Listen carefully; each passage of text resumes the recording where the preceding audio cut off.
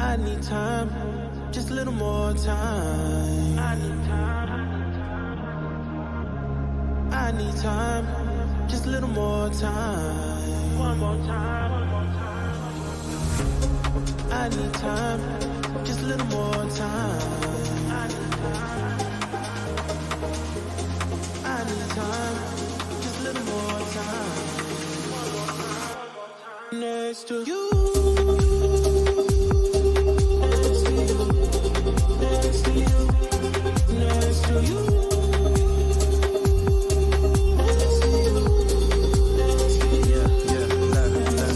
Can I get up next to you? Up in the middle of the night texting you. Sky's looking clear for the night, 7-2. Gotta mix a Henny with the Sprite, set the mood, set the mood, set the mood. Yeah, you're nice. You can have my heart, just name the price. Trying to get a grip, you became a vice. Need a piece of your love if you save the slice. Okay, should come around my way. I've been trying to make you pay. That's just something I should say. I'm like, okay, should come around my way. I've been trying to make you pay. That's just something I should say. And I'm like, I need time, just a little more time. I need time. I need time, just a little more time. One more time. Next to you.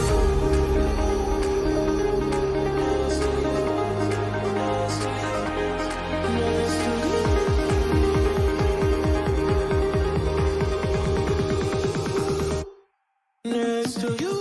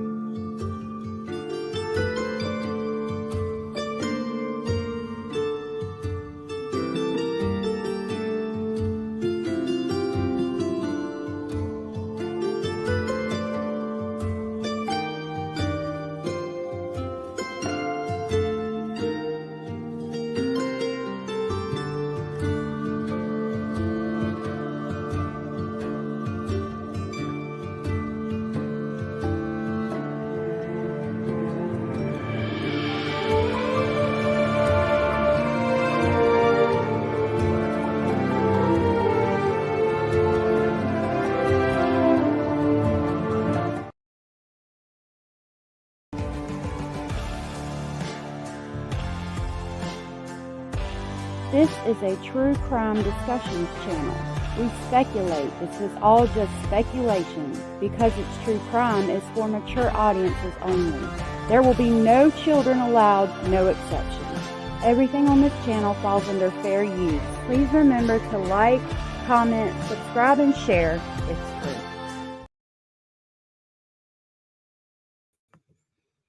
Good morning. Good morning. Lots of new updates. First of all, let me change the background. So I have been approved for memberships and super stickers. I'm working on getting that set up now. I haven't figured out, like, I think I'm only going to do like maybe one level of memberships that are like $1.99 or something. And I know I'm going to make one speculation station. I think that's going to be the membership name. I don't know if I'm going to do more than that. If you guys can come up with any names or think of any names, please let me know. I want to try to do, like, maybe if I did do more than one level, I'd like to do a level where I release documents to you that I have. Just so you can have like the document that's not in video form. So like maybe you could use it or something, but I haven't figured out how to do that yet, or if it's even possible. I know Zab Girl got in trouble, but I'm not trying to release like more pictures of small children or anything like that. Just documents that I can give you guys. I'd like to figure out a way to like put it somewhere where you guys can get it, and maybe that could be a membership level or something. This live is going to be about Elija Vue. I have waited to do this timeline because I was in contact with the Two Rivers Police Department, who are residing over this case, and they did call me back yesterday and tell me that they are not releasing any information, and if they do, it's going to be like publicly, like on the news channel or something like that.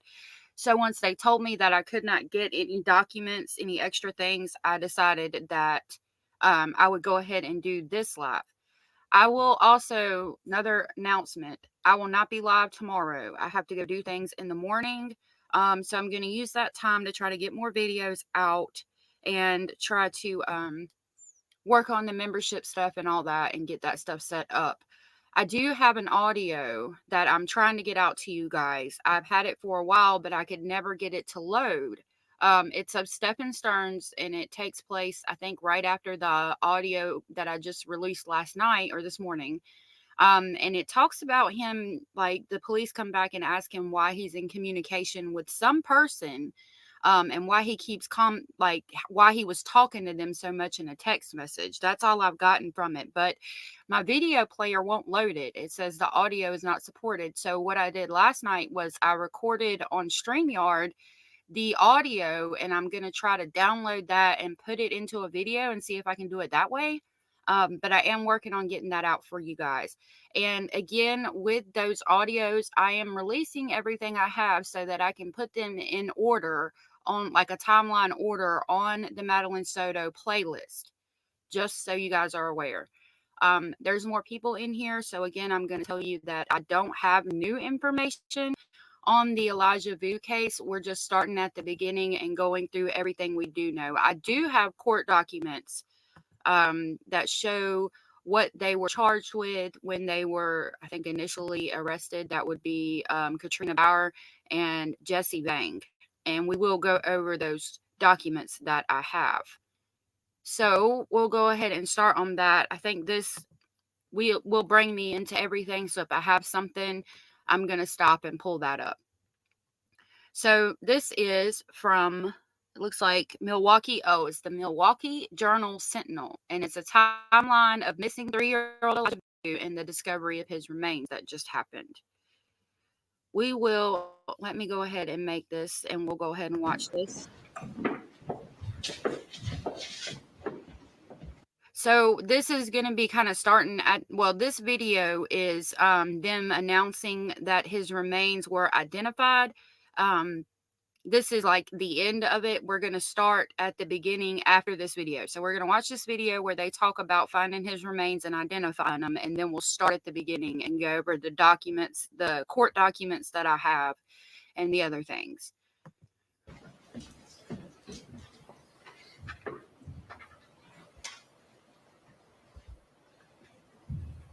Good afternoon. My name is Melissa Wiesner, last name spelling Wiesner. I'm the Assistant Chief with the Two Rivers Police Department. I would like to first thank you all for taking the time to be here, and also to those of you watching or listening in. Your unwavering concern and support for Elija has been greatly appreciated by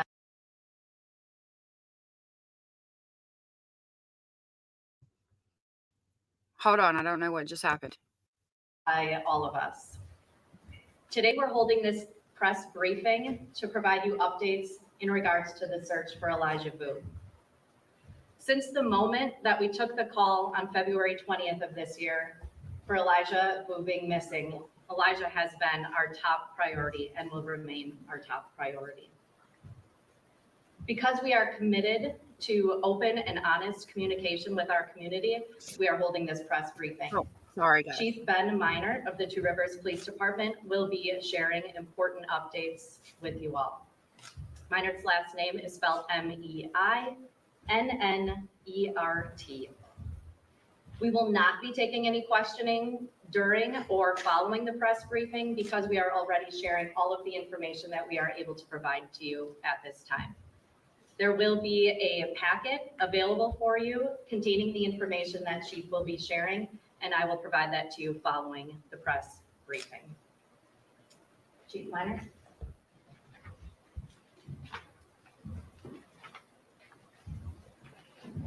Thank you all for being here.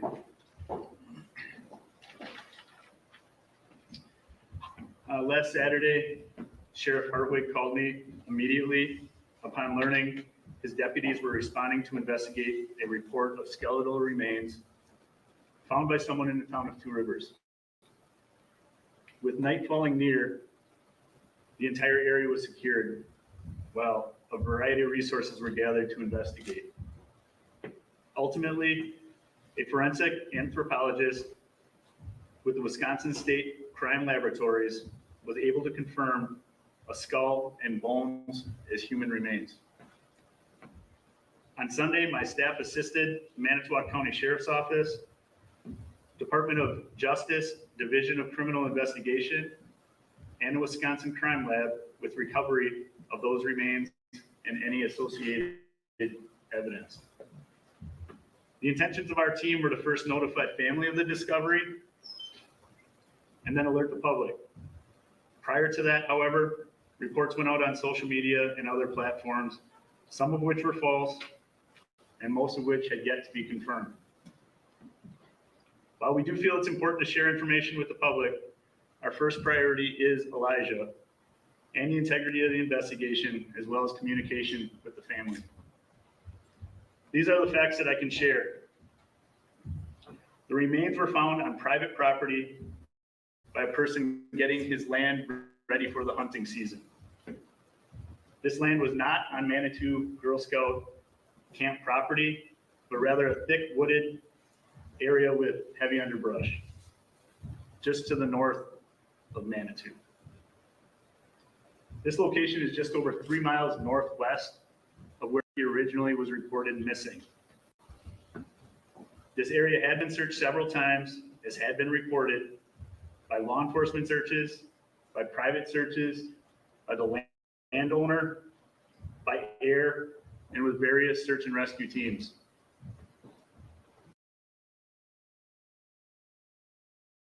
Despite all those previous efforts and throughout different conditions,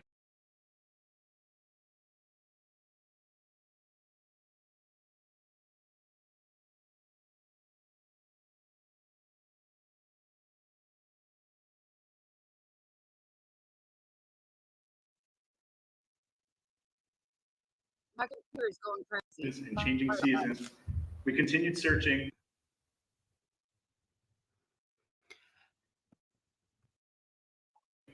And even had continued searches scheduled as early as next week.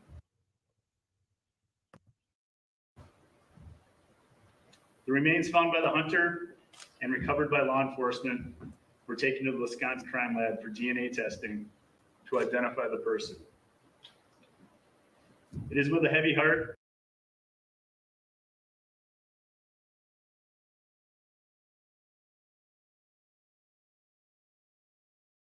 that I announced to you today, those remains were identified as Elija Vue.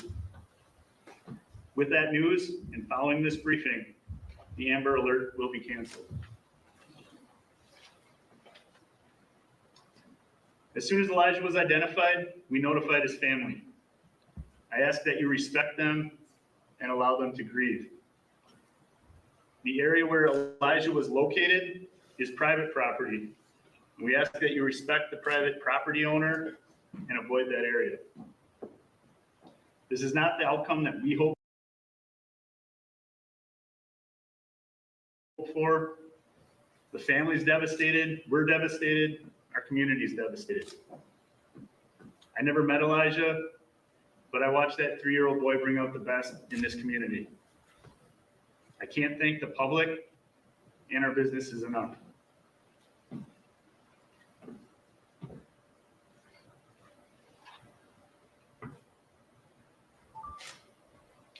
Thank you, DCI, for continuing to lead this investigation, FBI for their support,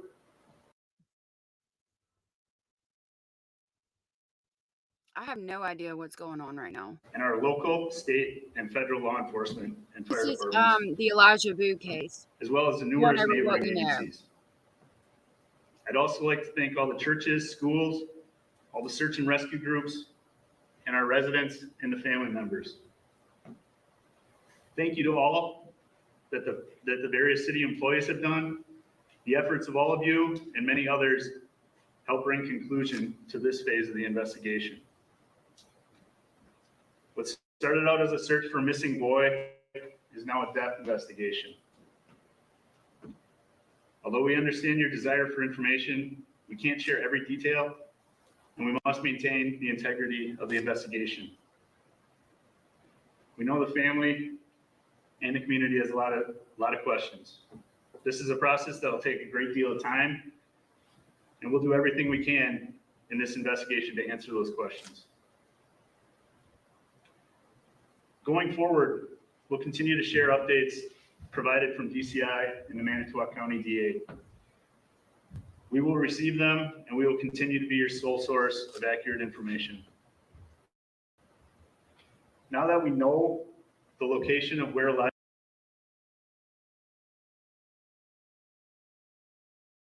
was located off Christy Bob Lane and Manitou Drive, we ask that anybody with any information, if you haven't previously provided it or you think it may be useful in this investigation, to please contact law enforcement. Again, my assistant chief will provide you with the information on how to do so if you can. And again, thank you all for being here. Chief, when do we expect a death investigation or autopsy? Sorry, as a reminder, there will not be any When would questions. that autopsy results be coming? As Chief said, if you have any information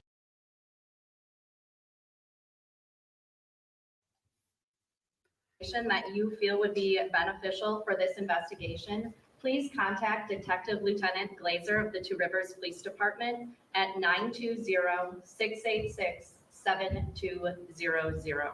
Again, that's Detective Lieutenant Glazer, Glaser, at the Two Rivers Police Department at 920-686-7200. As Chief Minor said, we too are devastated by this news. Elija was a little guy, but he left a huge impact on all of us, and he will not be forgotten. That will conclude the information we're sharing today at this press briefing. Chief, As a reminder, we will not be having questions at this time as we are. Okay, so that was the end of that. Who are you talking about, Pugs? You don't think you woke who up? So today, the Wisconsin Humane Society, Hold on, along with here's many the name. partners throughout the state, welcomed 132. Hold on just a minute. Okay, so now I'm going to read through the timeline. We're going to start at the beginning, and we will go over the documents I have. Again, this is the Elija Vue case. I had been in contact with the Two Rivers Police Department. They did call me back yesterday and tell me that they weren't, if any information is released, it's going to be done publicly, like through the news or something like that. So once I found out I could not get any more information or documents on the case, I decided that we would go ahead and cover it. I know my mod didn't know much about it, so I really wanted to let her know.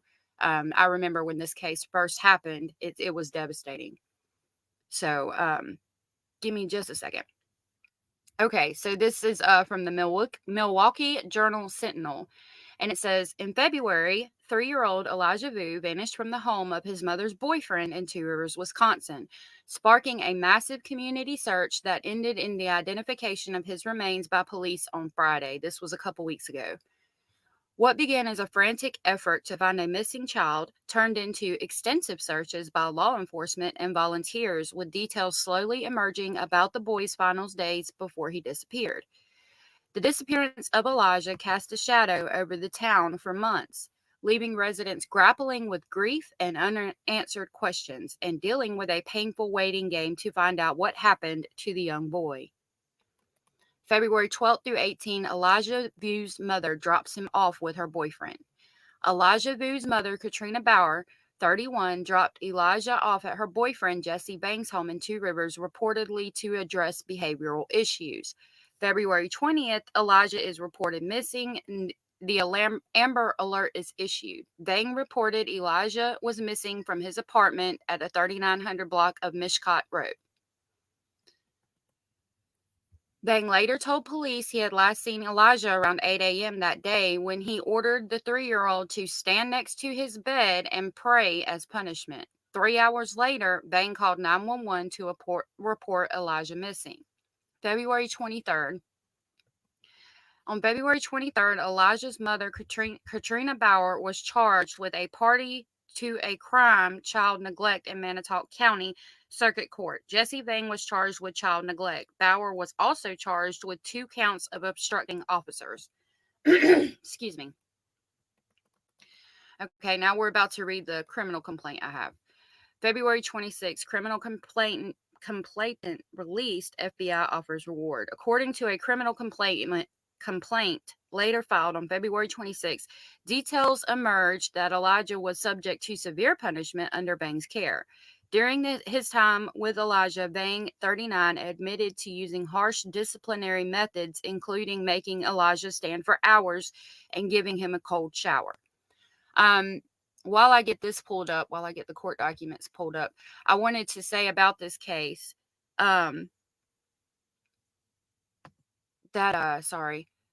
this case was weird. There was another piece to this case. So Jesse Bang is from a cultural belief where they are very strict on children. There's like a whole CPS protocol for that culture of people, because of their beliefs. So they're very strict on their children and like how they make them behave and things like that. I can't remember what it's called. I wish I could so I could pull it up. But there was documents released at the beginning of this case showing the whole CPS protocol for dealing with somebody of that cultural belief. Because of their beliefs, you have to be real careful with it. So let me share my file.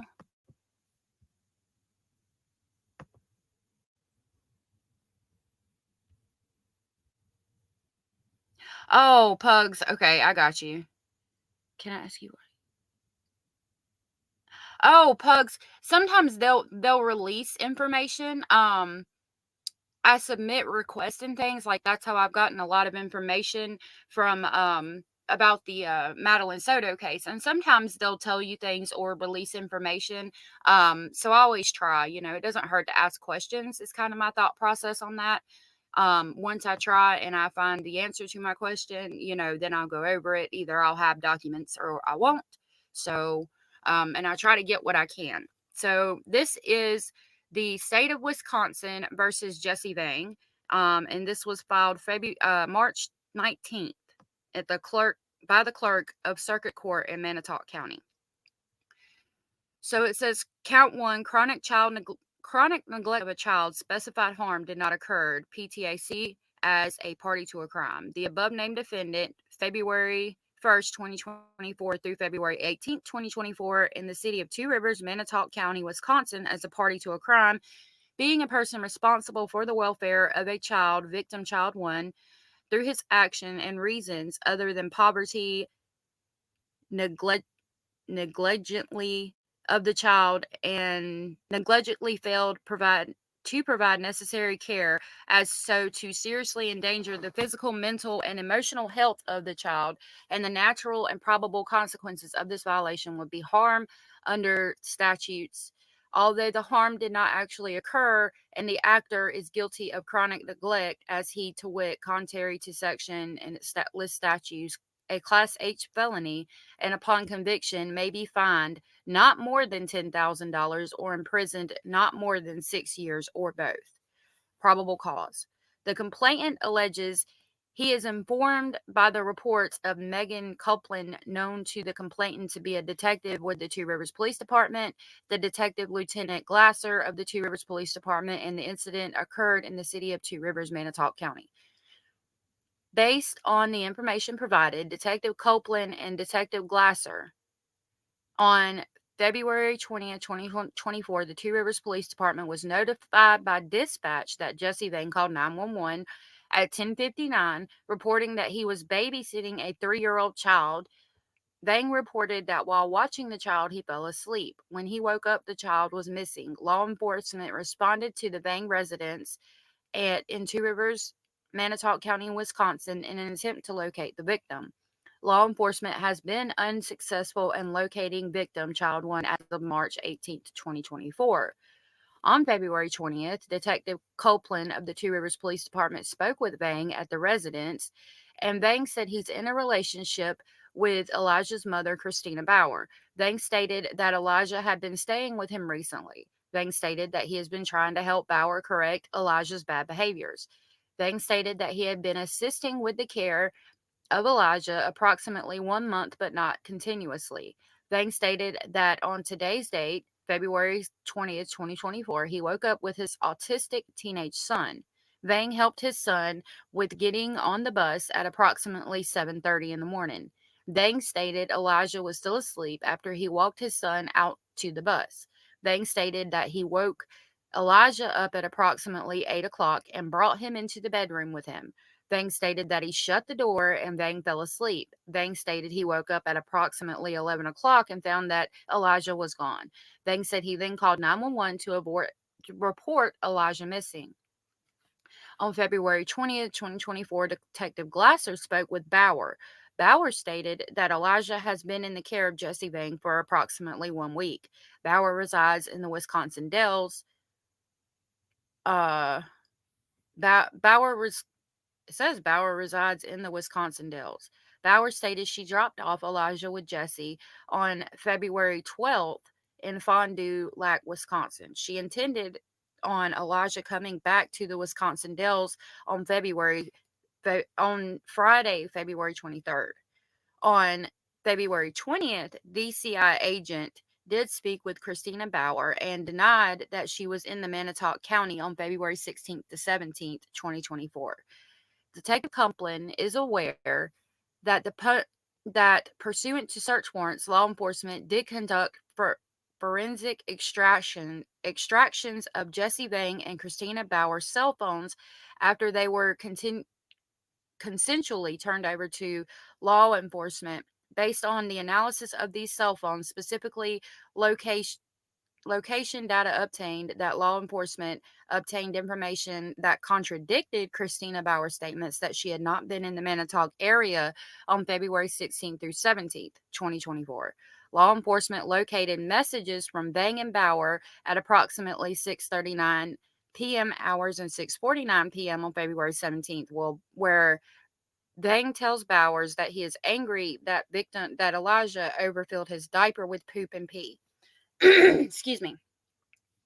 And that Vang gave Elijah a cold shower. Vang noted that Elijah was clean but scared. Detective Glasser spoke to Christina Bauer, and she stated that Jesse Vang was the enforcer of the rules in the relationship, and that was the reason for sending Elijah to stay with Vang. She discussed with him the limits of what discipline she did not want used. Other than that, she is fine with whatever discipline Vang enforces. She gave examples of discipline, including praying, saying he was sorry, and going over 4 rules that Elijah is supposed to be memorizing. At no point did she admit that she was in the city of Two Rivers between February 12th and February 20th or had any face to face contact with Elijah. She said she was discussing behavior issues with Vang around Thanksgiving of 2023 and that he said she needed to try harder to stop the behavior. Bauer stated she wanted Vang to teach Elijah by example how to be a man. Let me just say, a 3-year-old child. You're teaching a 3-year-old child how to be a man. Okay. She said the first time Elijah had gone to stay with Vang without her was in January 2024. She said the past week was the longest time Elijah had stayed with Vang without her being there. Detective Glasser said while she talked about this past week, she admitted she had been in Two Rivers on February 16th. She said she left the Wisconsin Dells area around 6 or 7 and arrived at Two Rivers late at night. She saw Elijah on the couch, but he was tired. She said she left early morning on February 17th. She was confronted about being in Two Rivers on a different day, and she did admit she was in Two Rivers on February 14th for a period of time and then went back home. Let me get a drink of my coffee. Excuse me. I have hers too, but if it's like says the same thing, then we won't read all of that. I don't want to bore y'all with reading documents.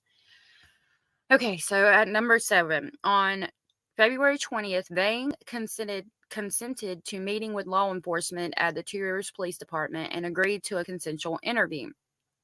During the course of the interview conducted by Detective Michael Herman of the Manitowoc County Sheriff's Office, Detective Herman also spoke with Jesse Vang in the apartment prior to going to the Two Rivers Police Department. Vang made consensual statements in regards to his recent interactions with Elijah. Vang stated that Elijah is afraid of him, then corrected himself and stated that he respects me. He stated that they put Elijah here as a punishment for his bad behaviors. They were trying to teach him how to be good here and good at home. Vang indicated that he is trying to make him understand that going home is like a privilege for him. That really pisses me the fuck off. He explained that Elijah had been living with him on and off for about 3 weeks. He stated that the main punishment was to stand in the corner and face the wall and pray. For the first 2 weeks, Elijah would pray. This week, he was having him say, "Sorry, mommy." Vang stated that Elijah was disciplined using timeouts. He described the timeouts as being standard for periods of time from 1 to 3 hours. Let me pause there. I've worked as a teacher. I've worked in daycare. Legally speaking, it is a minute per year for somebody in timeout. 1 minute per year. He's going 1 to 3 hours, and it's supposed to be 1 to 3 minutes because he was 3 years old. Just putting that out there for y'all. Back to the document. During this time, victim child 1 was required to pray or say, "I'm sorry, mommy." Vang reported that Elijah was in timeout for the majority of his time with Vang, as it was intended as a form of boot camp. Other than getting into things, Vang was unable to identify specific behaviors which required timeout. So you're telling me that a 3-year-old baby is getting into things, and that's why you're putting him in timeout. And again, I bring up the culture of Jesse Vang because there's a whole CPS protocol for that culture because they're strict on their children, but at the same time, kids get into things. That's just what they do. They're curious, they want to learn. It's actually a good thing. That's how they're learning. You just have to watch them and be careful and make sure they're safe while they're learning. But getting into things is how they learn. Like, come on. Okay, sorry, let me get back to where I was. Vang reported that Elijah is not potty trained and that he is still wearing diapers. Let me just say again, sometimes it's harder for boys to potty train than it is for girls. So again, that's not unusual. Vang's advised that he changed Elijah's diaper at least once per day on the evening of February 19, 2024. Vang changed Elijah's diaper prior to him going to bed at between 8 and 9 p.m. He then watched Ready Player One prior to putting him to bed. That is a good movie. He stated that Elijah was not watching the movie as Vang put him in punishment. Wait a minute. He then watched Ready Player One prior to putting him to bed. He stated that Elijah was not watching the movie as Vang put him in punishment.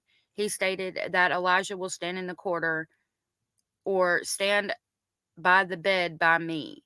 So, if I understand this correctly, you are putting him in punishment for not watching Ready Player One, which is not a cartoon.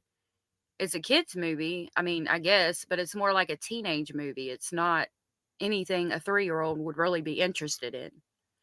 So you're punishing him for not wanting to watch a movie that was not made for his age range anyway? Like, really? Vang stated he gets pretty tired from, I guess, like from standing too. No shit, Sherlock. He explained he does not want to be mean to him, but he's trying to teach him to be more respectful. I don't know how that's teaching him respect at all.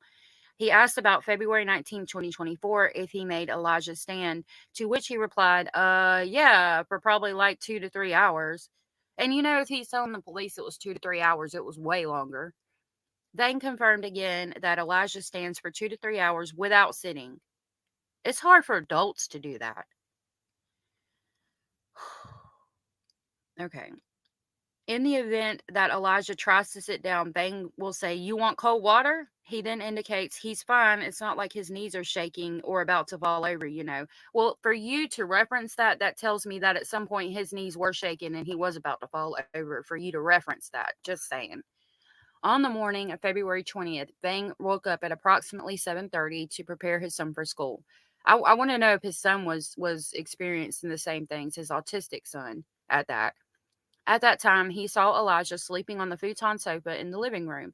Vang took his son to the bus stop and locked the apartment door. Upon returning to the apartment, Vang found Elijah still sleeping on the sofa.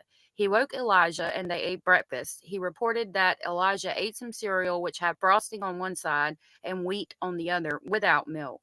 Then, gosh, them thing frosted wheat, we eat them, but you got to have milk. Like, it's just like filling your mouth with flour.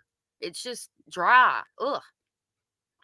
Then they went to Vang's bedroom, where Elijah was told to stand and pray near the foot of Vang's bed. He did not change Elijah's diaper as he was too tired. Elijah was not allowed to do fun things as he was in timeout. When asked about any toys in the apartment, Vang reported that there was one which he received at Christmas time.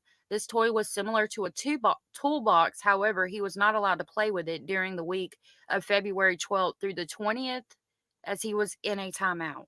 When asked what happens in the time if the timeouts do not work, excuse me. Anders, this is a sad case. This is Elijah Vue. I'll show you guys some pictures. And yeah, Jen, he does get. I mean, of course, any child's getting into anything. Um, as he was in timeout, when asked what happens if the timeouts do not work with Elijah, Vang stated he would give him an ultimatum. Vang reported that the ultimatum was usually, "Do you want some cold water?" Vang reported that Elijah did not like cold water, but did not know why. You don't know why he don't like cold water. I'm not believing that either. He denied following through with ultimatums. Of course you fucking did, you fucking liar. When asked about what victim one ate while he was with Vang, he stated pizza, noodles, cereal, and similar items. He stated that Elijah was still bottle fed and he was trying to get him to eat regular food. He was unable to provide specific details as to the food. While Vang was sleeping, he would lock the door to the apartment at the doorknob, deadbolt, and with the security chain attached at the top of the door to keep Elijah from walking out of the apartment. Yes, Jen, it is good to see you. I mean, I'm sorry, Jen, it's good to see you too. But yes, Anders, it's great to see you. Glad to have you here this morning. Vang reported that on the evening prior to Elijah going missing, he had consumed 3 12-ounce Budweiser beers and 1 Klonopin as a sleep aid. Katrina Bauer and Jesse Vang's cell phones were reviewed by law enforcement, including text and Facebook messaging on February 13th at approximately 9:30 p.m. Katrina Bauer and Jesse Vang began discussing Katrina coming to Jesse's apartment for smacks. Jesse stated that Katrina cannot see Elijah when she gets to the apartment and that Elijah, I lost my spot, can be placed in the bathroom while they have relations. At approximately 10:12, Katrina sends a message to Jesse and Elijah can sleep. Oh no, this is child 2. Yeah, she has a daughter with her and she says that the daughter can sleep in the car. Okay, this is like Wisconsin and February. It's like cold as hell. And so Katrina's leaving the daughter in the car and they're going to hide Elijah, okay? Then at approximately 11:45, he says Elijah will be put in the living room and that Katrina needs to be quiet walking through. At 12:39 a.m. on February 14th, Jesse asked Katrina to send her location so he knows when to put Elijah to sleep. They also discussed her stopping at Quick Trip in Manitowoc while on the way. On February 14th, Christina Bauer's cell phone arrives in Two Rivers at 2:27 a.m. There were Facebook messages between Katrina Bauer and Jesse Vang. At 2:35 a.m., Katrina asked Jesse, "Is there a way to shut off your headlights completely?" Jesse responds, "No, can sit off completely." Katrina messages, "I can't find the daughter's cell phone, but a cop just passed, so I want to make sure she's good." The daughter is a child for which Christina Bauer is the present, and Christina Bauer indicated the daughter is autistic to law enforcement. Katrina messaged, "Let me find her phone real quick because I need to have some type of sound for her." Jesse messaged, "Probably thinks someone is warming up." Katrina responded, "Not worth the risk. I'll leave it off for a bit, then turn it on again." Jesse said, "Okay." She messaged she found the phone, but it was dead. She messaged she would leave her phone in the car. She questions whether, excuse me, to leave her phone on, but mute it around 2:40. She messages, it should stay warm for a bit, right?" He responded, "Yeah, it will." At approximately 3:13 a.m., a photograph was taken and the GPS indicates that she was at Mishcot Drive, Two Rivers. The photograph shows Elijah laying down on a bed. Trigger warning, Elijah had a blindfold over his eyes, appears to have bruising on his jaw and neckline on the left side, as well as bruising on his upper left arm. Katrina Bauer confirmed that she took the picture and later deleted it around 4:12 a.m. Katrina Bauer's phone leaves Two Rivers at approximately 4:30 a.m. on February 14th. So, victim 2, the child, was left in the car from around 2:40 a.m. to 4:30 a.m. So that's 2 hours in February 14th in Wisconsin. Like, we need to look up what the temperature was that day. Maybe I can do it in just a minute. But you're leaving an autistic baby girl in a car for at least 2 hours. In the middle of the morning, like, early hours of the morning when it is the coldest. Yeah, why would you photograph that, right? But I'm glad that she did because they have it.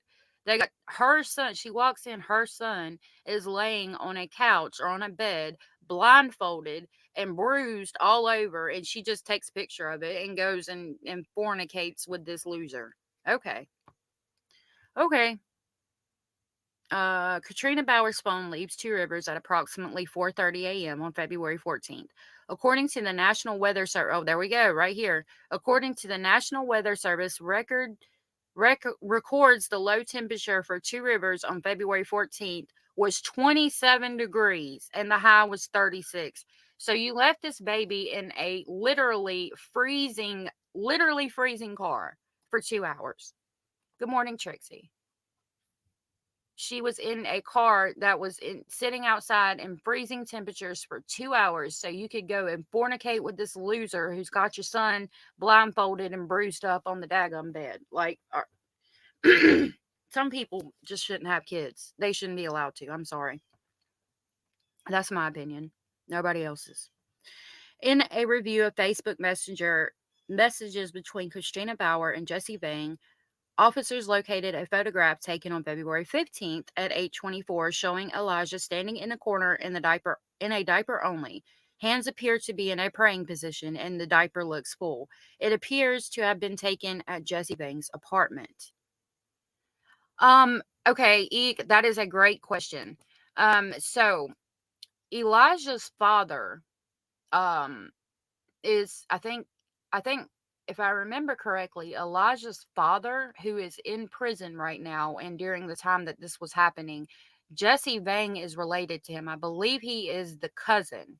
So basically, Christina Bauer got with Elijah's father. They had Elijah. Elijah's father goes to prison, and she hooks up with his cousin. If I remember correctly, don't quote me on that, but that's what I seem to remember when this case broke hearing. Good morning, everybody popping in. Nice to see you all. Again, trigger warning.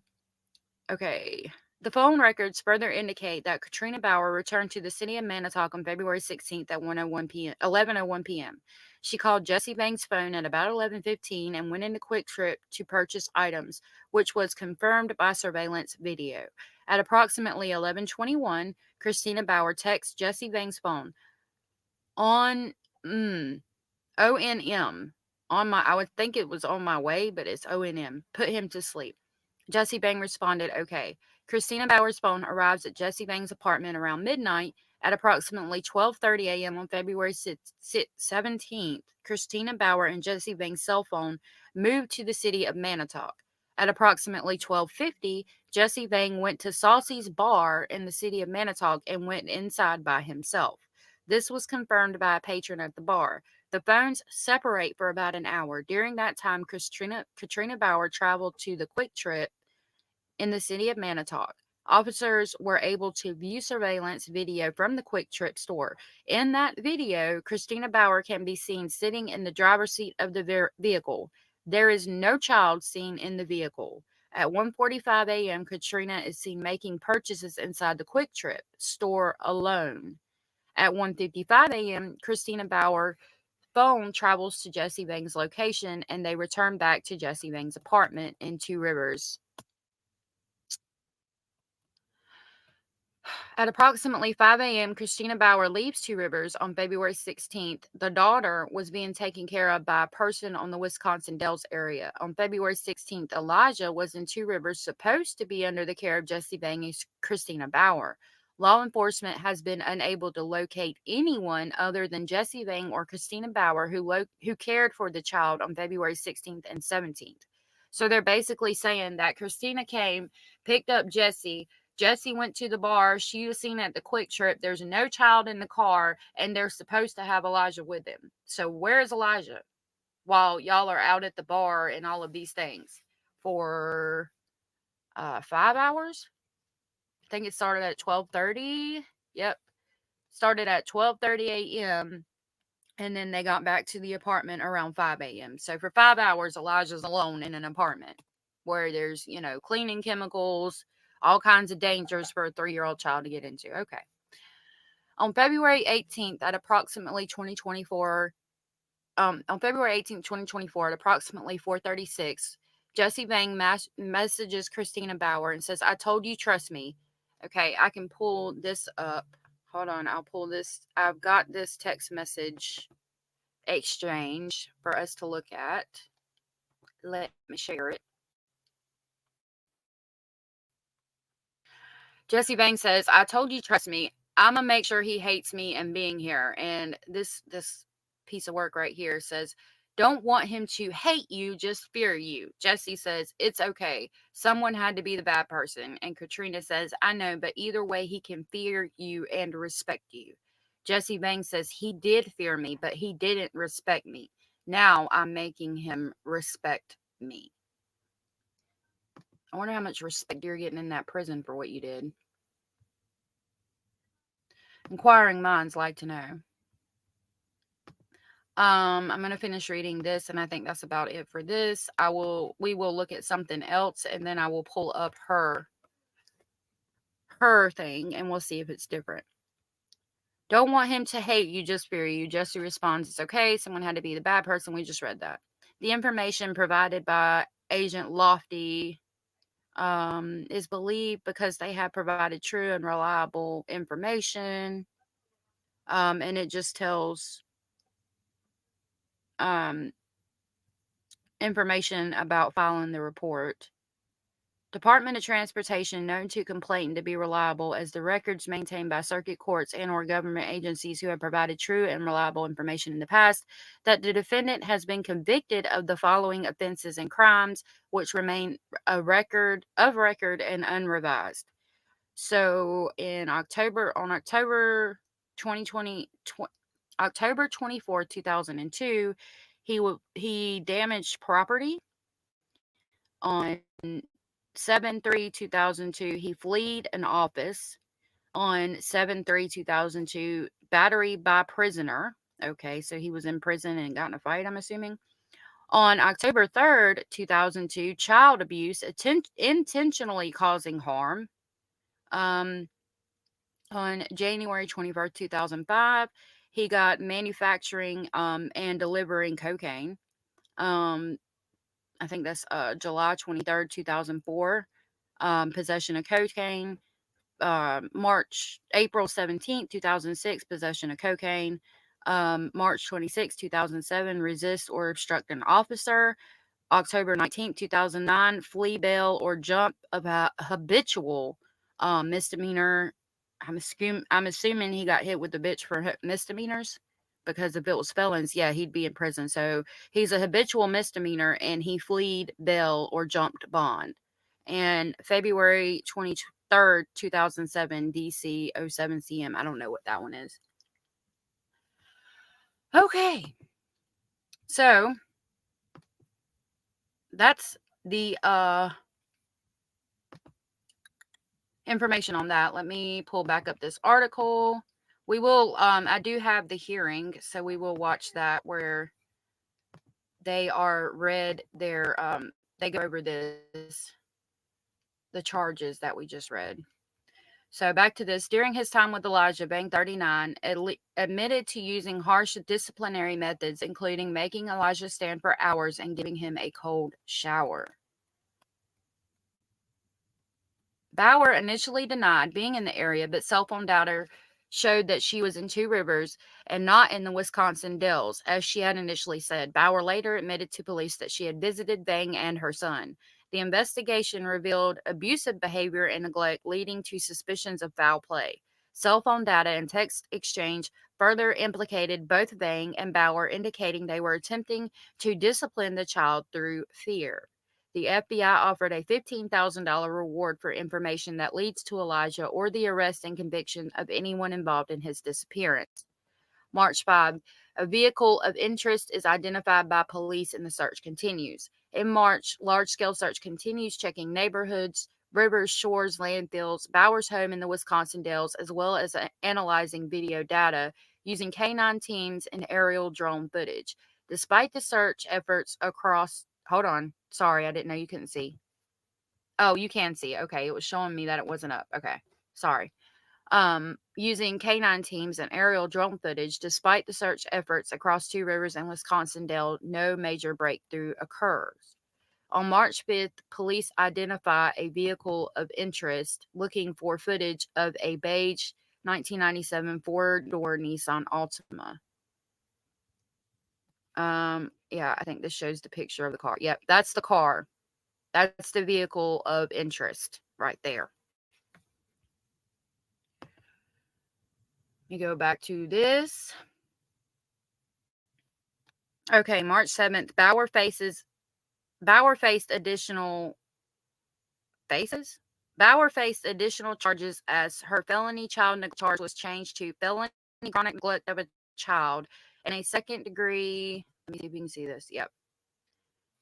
And a second degree felony, I'm assuming. Hold on. Yep. Child neglect charge involving an unnamed 6-year-old child, according to the amended criminal complainant. All right, so let me pull up real quick the charges. I mean, the hearing. So we can watch that. because that's about the time that this is going on. And the article we're about at that time.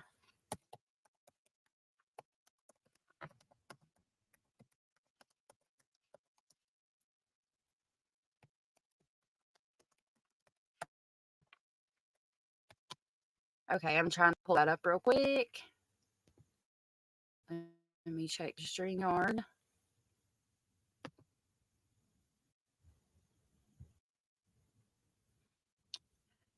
Gabriel's teaching. Jenny Jen says, Anders said it's hard when the victims are children. Yeah, it really is. It's so sad. I'm going to try to find the full.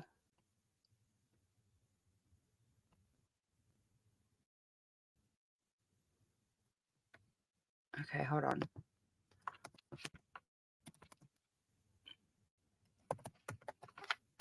Hold on just a minute.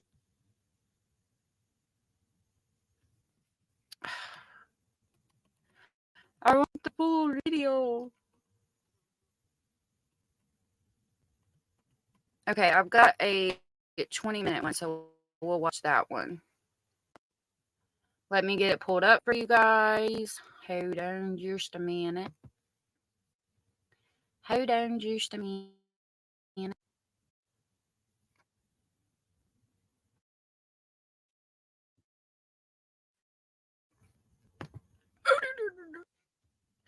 It might be me. I don't know. My internet's been cutting in and out. Thank you for letting me know, Jenny. I made sure the kids weren't on the internet, but I don't know if it's StreamYard this morning. Sometimes StreamYard likes to have like minor seizures, so I apologize for that. All right, so this is the what I get of the court appearance for the most part. So give me 1 second. Please let me know if it continues to be staticky, and I do appreciate that. Okay, so this is going to be from WISN 12 News. Please give them a like and subscribe. And this is Katrina Bauer and Jesse Bangs' court appearance on the charge of child neglect. And the document I just read just went over Jesse Bangs. On the record now.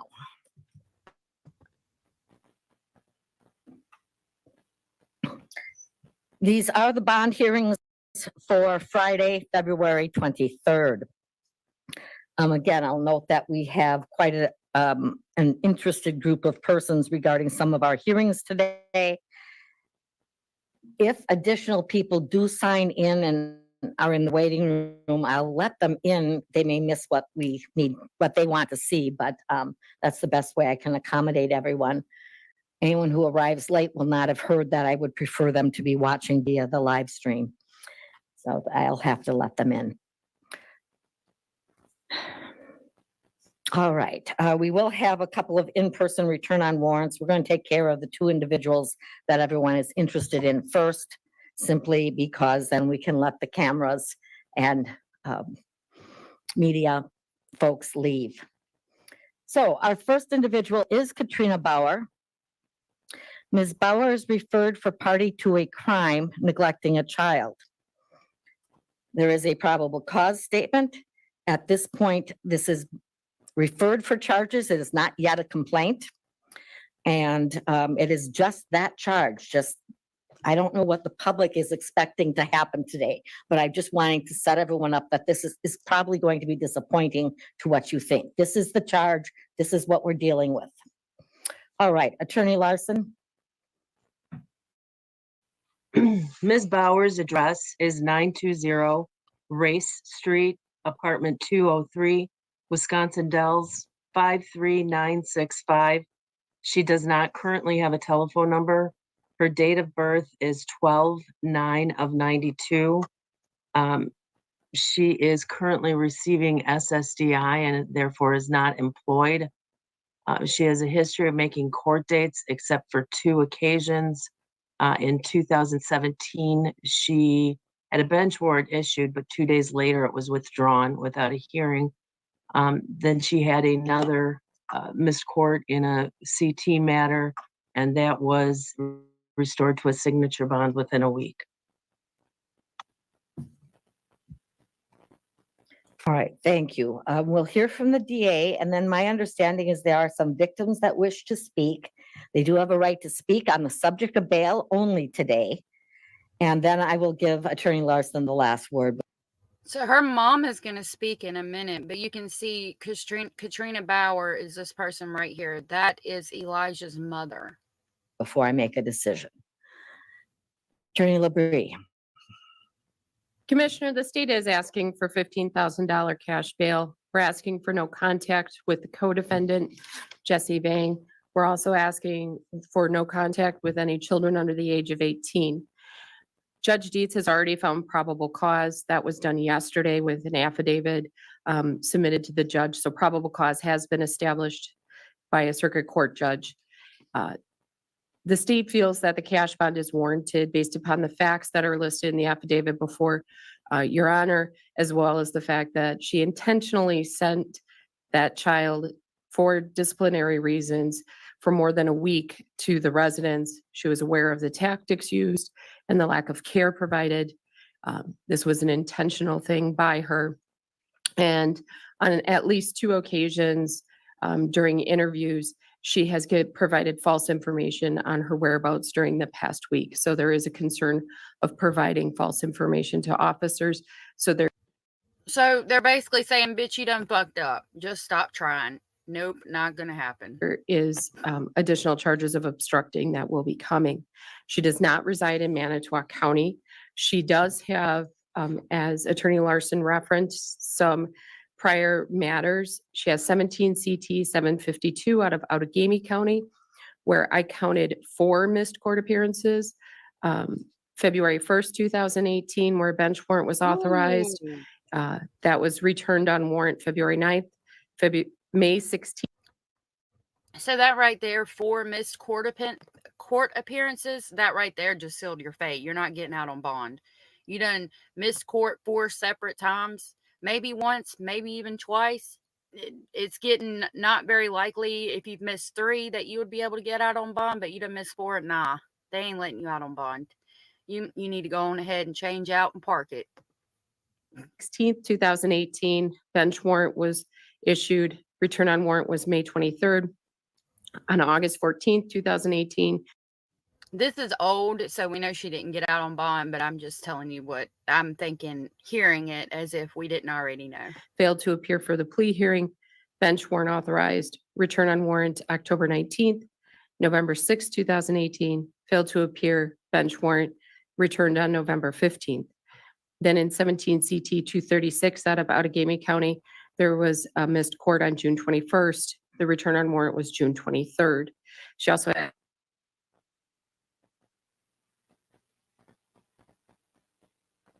from 2011 in Winnebago County. I think she, based upon her lack of ties, the seriousness of the offense, the prior missed court appearances, that a significant cash bail is warranted, and I would ask the court to impose that with the other conditions requested. Thank you. And I'll just review. It was the no contact with persons under the age of 18 and no contact with the co-defendant. Correct. All right, thank you. All right, so at this point, the victims that wish to speak can come up. You need to come up to one of the microphones. You do not need to identify yourself.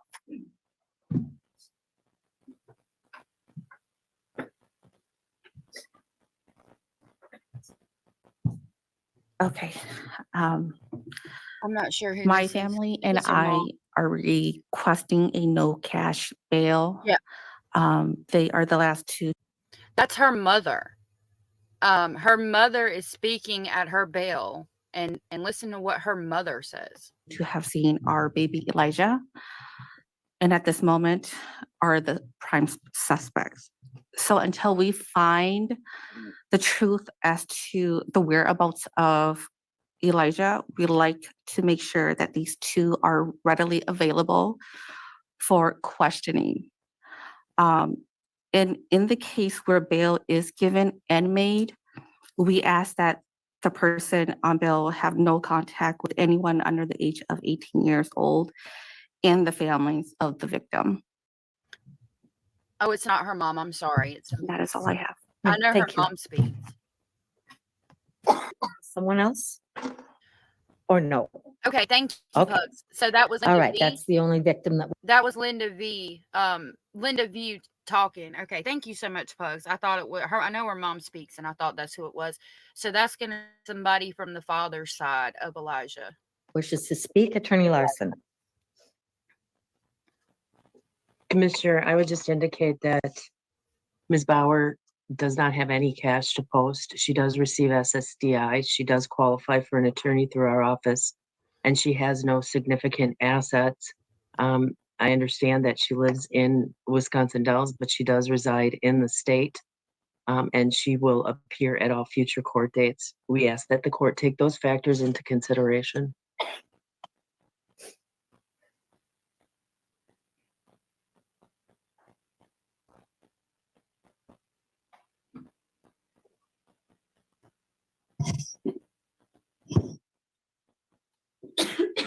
This court has neglect charges before it fairly regularly. This case, though, That's has concerning. drawn the attention because we have the missing child involved. And that, of course, pulls that court's feelings and emotions and heartstrings for the care of the child, but it doesn't change the nature of the charges from any other neglect case. And I think we have to keep that in mind too, that that's what we have right now. I've seen the probable cause statements. I know there's more specifics about the alleged behaviors, tactics, as I believe Attorney Labrie referenced it.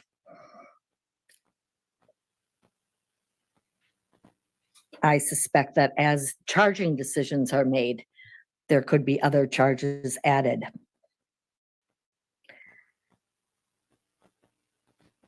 The mother, though, was not present. She knew. That makes it the party to the crime or enabling the behaviors.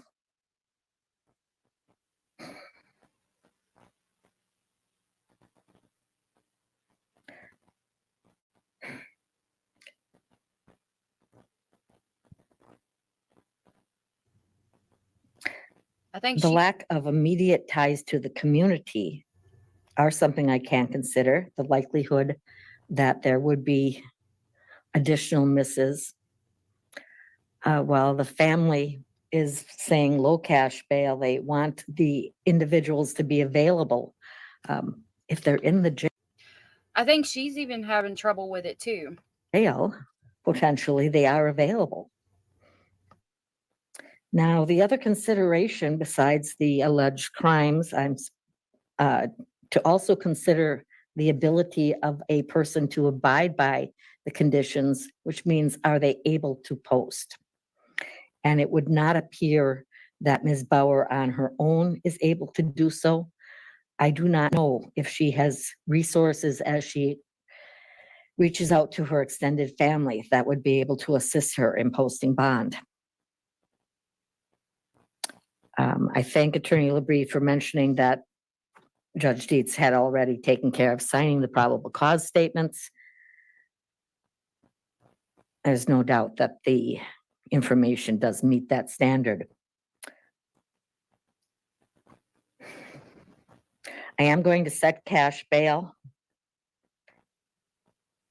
At this stage, the $15,000, while substantial, is also appropriate.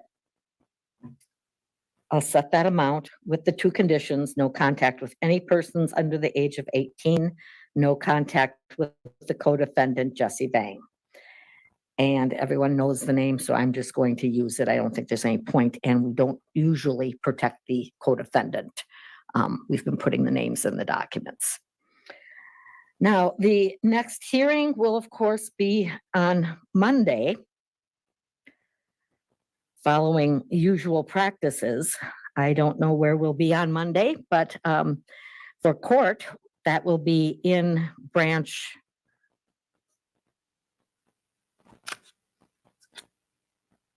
Moving to 3, are we not on Monday? Yes. February 26th, 1:30, Branch 3. Failure to appear, a warrant would be issued. You have the right to be represented. As noted, public defender will be representing, at least at this stage. And I believe that's everything. So thank you. You can leave the room. I'm hoping they do Jesse Vang too. I wanted to see that one. Eek, being on panel means that you would come up here and people could hear you talking like I'm talking, and we could talk back and forth and you could discuss your thoughts on the case and things like that. That's what it means. What was it, Katrina? Was it Katrina who said I wanted to have a boyfriend? I'm not sure. I'm not sure. I didn't catch that. If anybody did, please let Anders know. I'm not sure.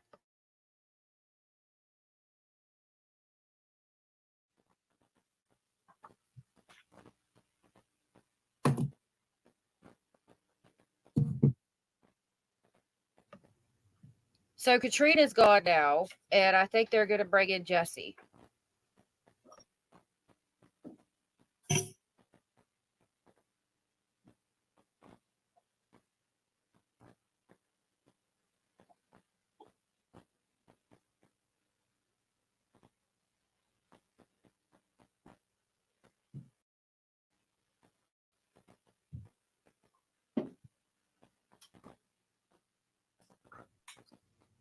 So All right, this- we are Jesse prepared. Vang. We'll go back on the record. This is Jesse Vang.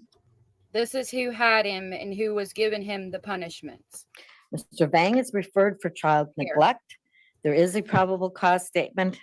I'll just jump ahead and assume that Judge Dietz signed probable cause on this matter as well. I don't have that copy. That is the only charge here as well today. Attorney Larson. Mr. Vang's address is 3918 Mishicot Road, Apartment 2 in Two Rivers. His phone number is 920-242-4289. Okay, obviously these people are in jail. They no longer live at that address. That phone number no longer works. So please don't try to contact these people. You're going to end up contacting somebody that has no relation to this case whatsoever. So please don't do that. Just public service announcement. His date of birth is 1/4/84. He is currently self-employed.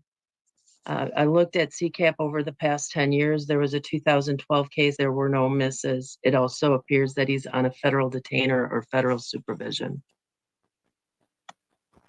I had heard that bit of information as well. Attorney Labrie? Commissioner, the state is asking for $20,000 cash. We're asking for no contact with the co-defendant, no contact with any children under the age of 18, as well as absolute sobriety. The defendant, as the court had noted, probable cause has been found by Judge Dietz already.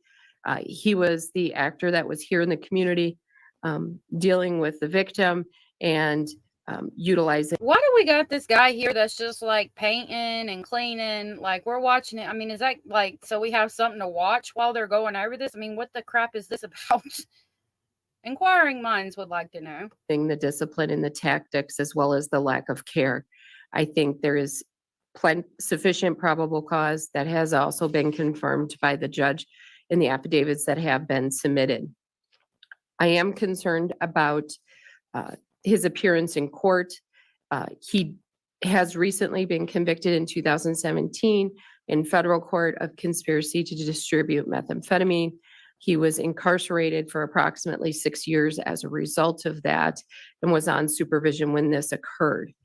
I believe there is currently a hold, but that is also being reviewed. He does have prior record in addition to that. He had an OWI first in 2023. In 2007, he had felony bail jumping out of Outagamie County, where aggravated battery and battery were dismissed and read in. He failed to appear for his arraignment on May 23rd, 2008, and the return on warrant was May 22nd, 2009. So he failed to appear for court and did not return for a year later. He also has from 2007 a disorderly conduct, 2006 resisting obstructing out of Outagamie County. That same year, possession of cocaine, a second and subsequent out of Outagamie. In 2004, delivery of cocaine out of Winnebago. That same year, possession of cocaine out of Outagamie. In 2002, battery by inmate. Also that same year, a child abuse out of Outagamie County, as well as a fleeing an officer. He has been incarcerated a significant amount of time over the past several years. He also, while on state supervision in the past, has had 3 separate abscondings in 2009, 2004, and 2003. He has contacts or family in California, Michigan, and Minnesota. So he does have. Absconding means that you're on probation and you leave the area where you're supposed to be or the address where you're supposed to be, so your probation officer can't find you. Resources outside the state of Wisconsin. I think a significant cash bond is warranted. I would ask for the $20,000 cash with the no contact with the co-defendant, no contact with any children under 18, as well as absolute sobriety. There was a reference in the probable cause affidavit to consumption of alcohol, so I would ask for that condition as well. Attorney LaBrie, I just want to verify my understanding. This federal detainer is based upon an supervision, so it's much like a probation hold in Wisconsin. It is similar, but he does have rights to a hearing, and I believe there was a hearing today. I don't know the results of the hearing. All right, thank you. Okay, at this point, if the victim wishes to speak on this case as well, or if there's another victim, this would be the time. No one has to, but this is the time if you wanted to. All right, you think that? Okay. All right, so Attorney Larson. Commissioner, the misses and that Ms. LaBrie cited occurred over 15 years ago. Typically, we wouldn't take those into consideration. It is referred as a child neglect. Obviously, we're aware that there's questions about whether it will remain as this charge, but currently it is this charge. He is on federal supervision. He is not going anywhere. When the state is asking for $20,000 cash on a child neglect, I think that signifies that the federal authorities are not going to be releasing him anytime soon. He does qualify for an attorney through our office. One will be appointed, but we are asking for significantly lesser cash.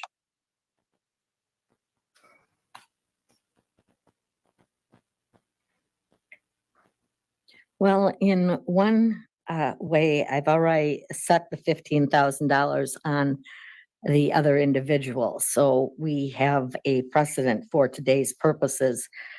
And it is clear to me that taking the probable cause statement as true for today, he is the one who was present and would be responsible for any neglect resulting in the child being missing or the lack of care.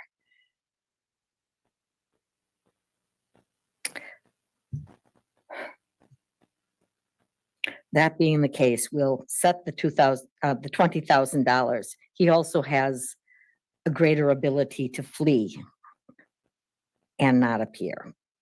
I don't know how the detainer will work. The $20,000 cash, absolute sobriety, no use of alcohol or drugs, any kind, anywhere, in any amounts. No contact with any persons under the age of 18. Just to make it clear, if there is a 17-year-old in custody, the jail rules will apply to that. That's not going to be affected by this provision. This is when you are out of custody. Additionally, no contact with Katrina Bauer. Violation of any of the conditions would be grounds for additional charges. The initial appearance will be February 26th, 1:30, branch 3.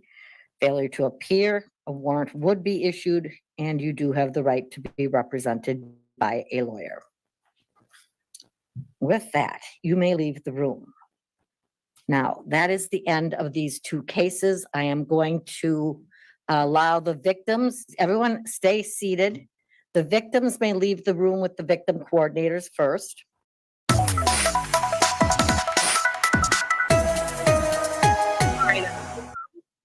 Okay. So that was the hearing. I haven't seen anything new about since they found the body. We'll go back to the article. Let me pull it up for you guys.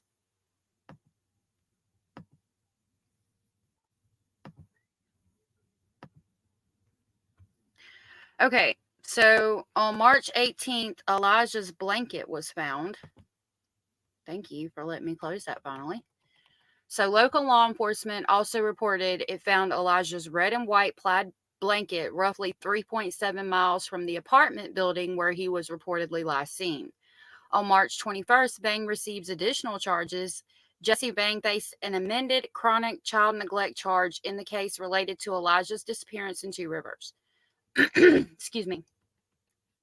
March 22nd, Bauer pleads not guilty. Elijah's mother pleaded not guilty to child neglect and obstruction charges in relation to her son's disappearance. April 16th, Vang pleads not guilty. Okay, I just want to make sure y'all can see it.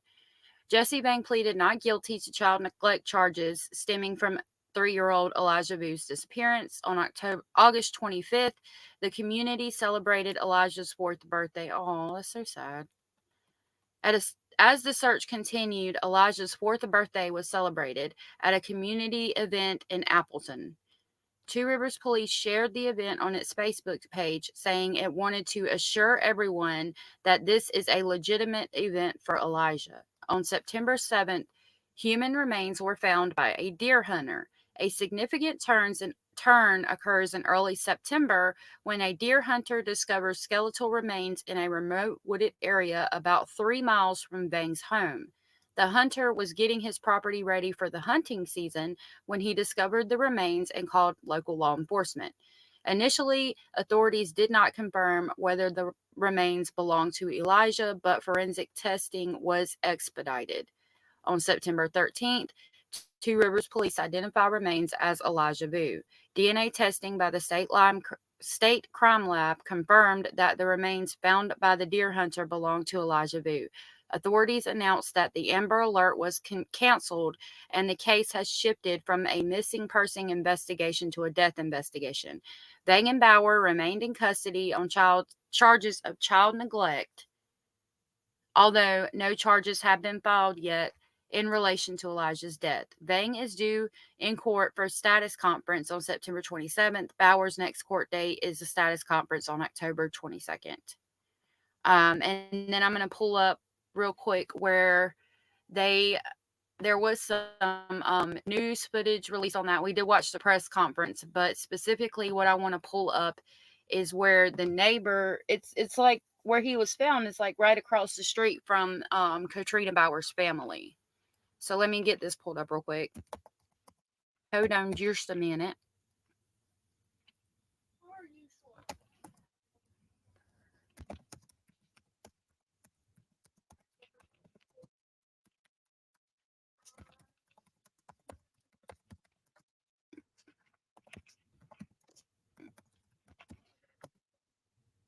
Okay. Hold on just a second. Sorry.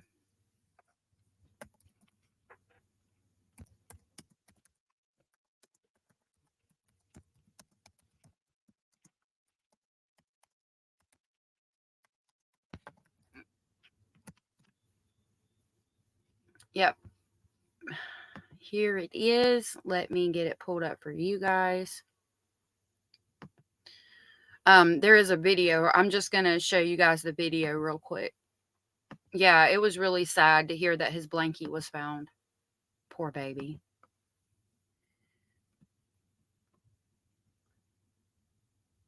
It's still loading, so give me a second. It says, neighbor says Elija Vue, Christina Bauer lived near location of human skeletal remains discovery.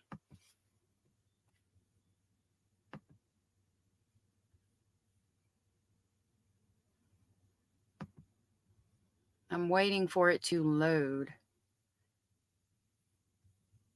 So Pug says, not by Katrina's family. Katrina lived there 3 months. Jesse grew up there. Katrina has no family in Two Rivers. Okay, this neighbor, if I can get it to load, says that it was Katrina's family. Let me try to exit back and then try to get it to reload.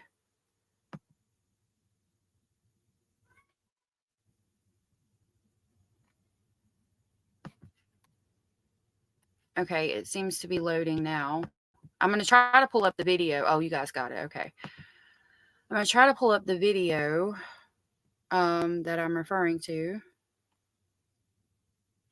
So for okay, I'm going to start right here. For Kathy Hasselman, whose sister lives in Two Rivers across the street from the Girl Scout camp in Manitou, she is not surprised that the woods have become a focal point of the investigation, even though Elijah was not found on camp property, according to the sheriff's office. As soon as that video, okay, this is the video I was referring to. Let me try to make it large for y'all.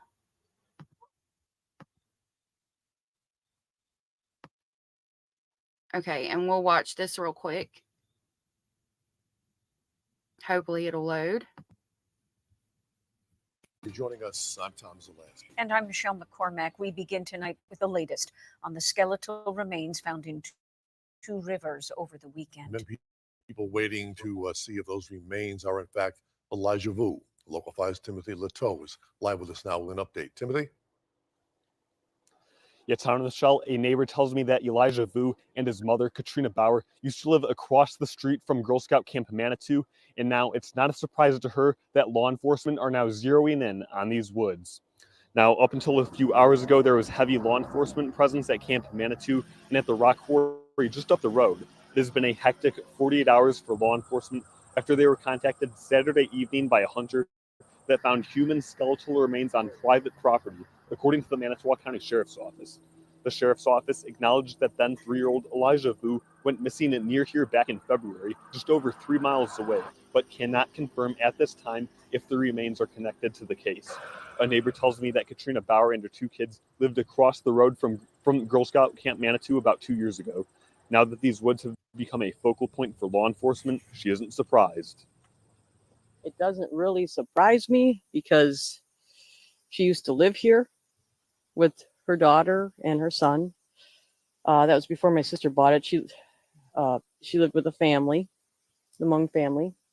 And they just, I guess she lived there like 6 months from what my sister found out.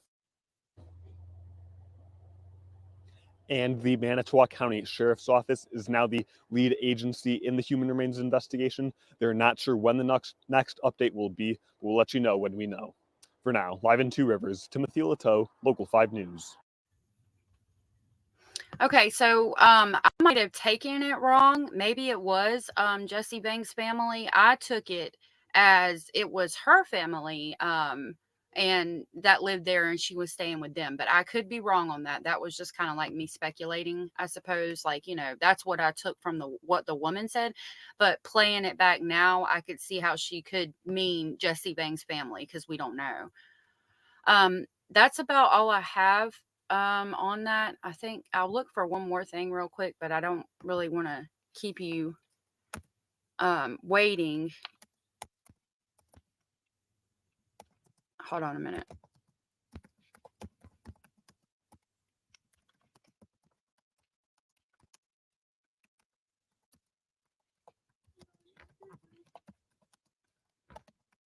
Because there's one where she says that the skeletal remains were found in a diaper. Like that was all that was on them. And it was when it first came out and we didn't know what was going on. And yeah, I'm not seeing that. I will pull up what Katrina Bauer said via her lawyer. And it's just a little quote real quick. RINA. Katrina Bauer.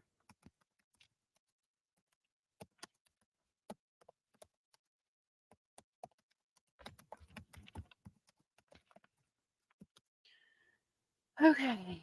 Yep, here's this 41-second clip. We'll watch that real quick, and this will probably be it for me today. There will be no live in the morning, at least. I doubt I'll have time once I get back tomorrow evening. Hold on. Hardy's. I doubt I will have time to go live in the evening either, but if I do, I will schedule it a couple hours beforehand. But it will probably be Saturday before I can come live again, because I have to go to town and I have to do things. And in order to do that, I have to go with my husband to work at like 4:30 in the morning, drop him off, and then go do the things I need to do, and then go back and pick him up. And I usually don't get back until like late, like 7, 8 o'clock at night. So unfortunately, I won't be live tomorrow, but I am going to be trying to get out some more videos. I've got more on the Madeline Soto case, trying to get that playlist timeline updated. And I will work on the memberships thing too. That is not what I wanted. So, yeah. Okay. So this is going to be from Wawaw. So WAOW News Channel 9. I'm assuming this is going to be out of Wisconsin, and it's just going to tell us what Katrina Bauer said after Elijah's remains were found. And this statement was released via her lawyer because she is still in jail. For the first time, we are hearing from the mother of a missing Wisconsin boy found dead in Two Rivers. In a statement, Katrina Bauer's attorney said that Bauer is devastated by the news that skeletal remains found last week are those of 3-year-old Elija Vue. It says that she had continued to have hope that her little boy would be found alive, and at this time is mourning the loss of her son. Elija vanished last February. Bauer and her boyfriend, Jesse Vang, are both charged with felony child neglect. Prosecutors have not yet filed any new charges since a hunter found Elijah's remains in a wooded area last week. Okay, so that was what she has said since his remains were found. I appreciate you guys for being here. I really do. Anders, Pugs, Eek, Trixie, of course, my wonderful mod, Jenny Jen. Let's see, Anders, I don't know if I've said you yet. There was Glove was here earlier. April. Thank you, everybody, for being here. If you're watching the replay, thank you for checking it out. I had been asked about this case by somebody who didn't know much about it, and I figured it was time to do a recap anyway, because like I said, I tried to get information, and they are not giving it to me. So I do have lots more information requests out. Hopefully I'll hear back from some of those soon. I do have more information requests out about the Jennifer Soto case. So we will, as soon as I get more stuff out, I'm going to put it out for you guys. And I will have more videos coming out today to get the timeline in the Madeline Soto case correct. The most recent one I have is already out. It's the July interview with Chris Stearns. So, you know, these will be older interviews, but I want you guys to have everything I have, and so we can put it in like a timeline in order. Thank you again, everybody, for being here. I'm going to work on memberships and getting things set up. If you guys can think of, so I know I'm going to have one tier that's I'm probably only going to do one, and I have a name for that one. But if you guys know of any names, let me know. The name for that one's going to be Speculation Station. And I want to try to figure out where I can do a membership, and in that membership you get access to all the files and things that I have, so that you can have them for your records and keep them and share them and whatnot. So if anybody knows how to do things like that, again, please let me know. I appreciate you all so much, more than you know. You guys help me out so much by just being here. Thank you so much. Thank you, everybody. And I hope you all have a wonderful day. I hope it's the best day you've ever had in your whole entire life. And I will see you definitely Saturday, possibly tomorrow evening, but I doubt it. Have a good day.